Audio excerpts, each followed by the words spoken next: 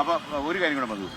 ശരിക്കും യഥാർത്ഥത്തിൽ നമ്മുടെ ഒരു ചെറിയൊരു അപകടം ഇതിനകത്ത് ഇപ്പം നമ്മൾ ഈ കോവിഡ് കാലം പോലെ ഇതൊരു അത്രയും രൂക്ഷമല്ലെങ്കിൽ പോലും ഇത് രൂക്ഷത കുറയ്ക്കാൻ പാടില്ല നമ്മൾ. കാരണം ഇത് ഒരു ആശങ്കയുണ്ട് രക്ഷകർത്താക്കൾക്കും. അത് അമ്മമാരൊക്കെ നമ്മളിപ്പോൾ ഞാൻ ഇന്നലെ മുഖ്യമന്ത്രിയോട് പറയായിരുന്നു, കൊടുത്ത വാർത്തകളെക്കാളും കൊടുക്കാത്ത വാർത്തകളാണ് കൂടുതൽ.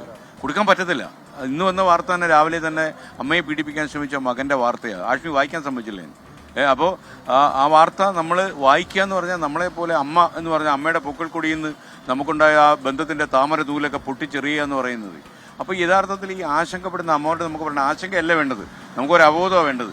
നമ്മൾ സംഘടിച്ച് അവർ ചൂലുമായിട്ട് ഇറങ്ങിയാൽ തീരാവുന്ന പ്രശ്നമേ ഉള്ളൂ. നമ്മുടെ പോലീസ് സേന, ഞാൻ അത് ഇന്നലെ CM-നോട് പറയുകയായിരുന്നു, നമ്മൾ നിഷ്പക്ഷമായി സ്വതന്ത്രമായി പോലീസിനെ വിട്ടാൽ വളരെ കുറച്ച് ദിവസം മതി. അത്രയുള്ള അണ്ടർവേൾഡൊക്കെ നമ്മുടെ നാട്ടിലുള്ളൂ. ഒറ്റ കാര്യത്തിനകത്തുള്ളത് നമ്മൾ ശിക്ഷാ നടപടികൾ ശക്തമാക്കിയാൽ മാത്രമാണ് പലപ്പോഴും ഒരു പഴയ കാലത്ത് ഞാനിപ്പോഴും ചൂരൽ തിരിച്ചു കൊണ്ടുവരാമെന്ന് ഹൈക്കോടതി നമ്മളോട് പറഞ്ഞു.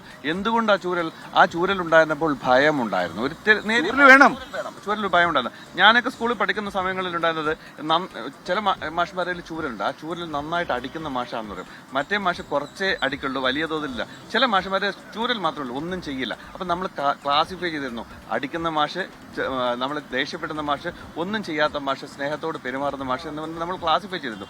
ഇത് കോളേജിൽ എത്തിയപ്പോഴേക്കും ചില അധ്യാപകരുടെ കയ്യിൽ റൂളർ ഉണ്ടായിരുന്നു, ഒരു വലിയ സ്കെയിൽ ഉണ്ടായിരുന്നു. ഇത്തരം കാര്യങ്ങൾ നമ്മൾ കണ്ടിട്ടുണ്ട്. ഇതൊക്കെ കണ്ടിട്ടാണ് നമ്മൾ നടന്നു വന്നിട്ടത്. അപ്പോൾ ഒരു ഭയം ആവശ്യമാണ് ഇത്തരം കാര്യങ്ങളിൽ. കുട്ടിക്കാലത്ത് വീട്ടിൽ നിന്ന് ഇറങ്ങുമ്പോൾ അച്ഛനമ്മമാർ നമ്മൾ ഭയപ്പെടുത്തിയിരുന്നത് പോലെ, കാരണം ചില കാര്യങ്ങൾ അരുത് എന്ന് പറഞ്ഞിരുന്നു. ആ അരുത് എന്ന് പറഞ്ഞതുപോലെ തന്നെ അധ്യാപകർ നമ്മളോട് അരുത് എന്ന് പറയാനുള്ള ധൈര്യങ്ങൾ. മാഷായിരുന്നല്ലോ നമുക്ക് യൂട്യൂബിലൊക്കെ പഠിപ്പിച്ചിട്ടുണ്ട്. 100 രൂപയിലായിരുന്നു തുടക്കം. അതെ, ഞാനും അത് ചെയ്തിരുന്നതാണ്. ഞാൻ സ്കൂളിൽ വളരെ കൃത്യമായിട്ട് എൻ്റെ സ്കൂൾ കാലം പോലും ഞാൻ അധ്യാപകനായിരുന്നു എന്നുള്ളതാണ്. അതുകൊണ്ടാണ് ഈ ഇത്തരം കൂടുതൽ വർത്തമാനം പറഞ്ഞു പോകുന്നത് എന്ന് എനിക്ക് പലപ്പോഴും തോന്നാറുണ്ടെന്നുള്ളതാണ്. താങ്ക് യു മധു. മധുവിന്റെ എല്ലാ സപ്പോർട്ടും നമുക്ക് വേണം. നമ്മൾ ഒന്നിച്ചല്ലേ നീങ്ങുക. Okay, thank you.